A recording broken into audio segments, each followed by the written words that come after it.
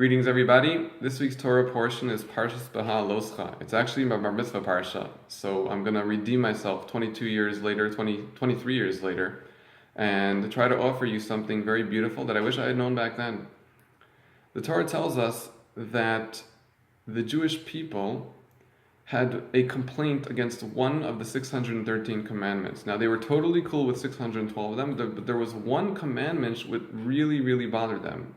Now, if I stopped right here and let you think for a minute, you would come up with many, many different things that the Torah says where you think, okay, that's something I may grow to resent, or that's something I may not be so happy with. I'll do it because God says so and He knows what He's doing, but that doesn't necessarily make me like it.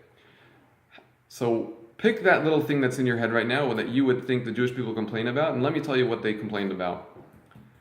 They were unhappy with the fact that they were no longer able to marry close relatives, siblings. It used to be, was very common, not just in the Jewish world, but everywhere in the world, to marry a very close relative, like even as much as a sister. As you may remember from your history classes, Cleopatra ran away to Caesar. One of the reasons she ran away was because she was upset that she was being wed to her brother. That was a very normal thing, and the Jews were unhappy with that commandment that now we can no longer marry our sister or a close relative. And you have to wonder, gosh, out of all the things they could have complained about, that's the thing that bothered them? That's something we don't even understand why. That's the one mitzvah we do completely understand, that you shouldn't marry a close sibling. That just seems weird. So why is it the one thing that they complained about? And to understand this, you have to understand a little something about marriage. You see, from their perspective, your close relative is a perfect spouse for you, because it's somebody who is likely very much like you. They grew up in the same family as you. They grew up in the same surroundings. They probably have similar interests. What better way to spend your life than with somebody who's exactly like you?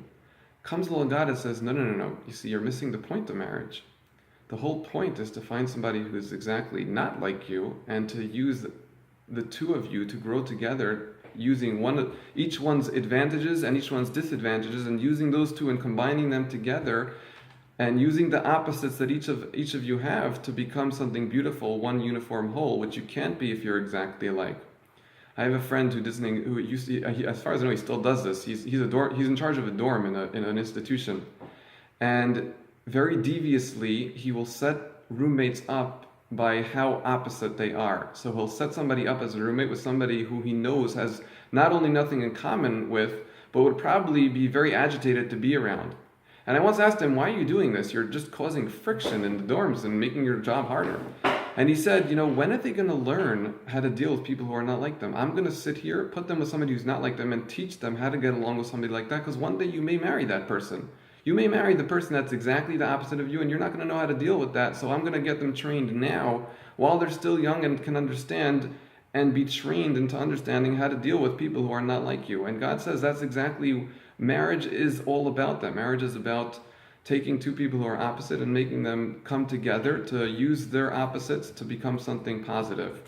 May Hashem help us that we should all be able to do that within our own marriage and within all our relationships with other people, and use everyone's opposites to help us overcome what is bad within us and help us grow with what is good within us.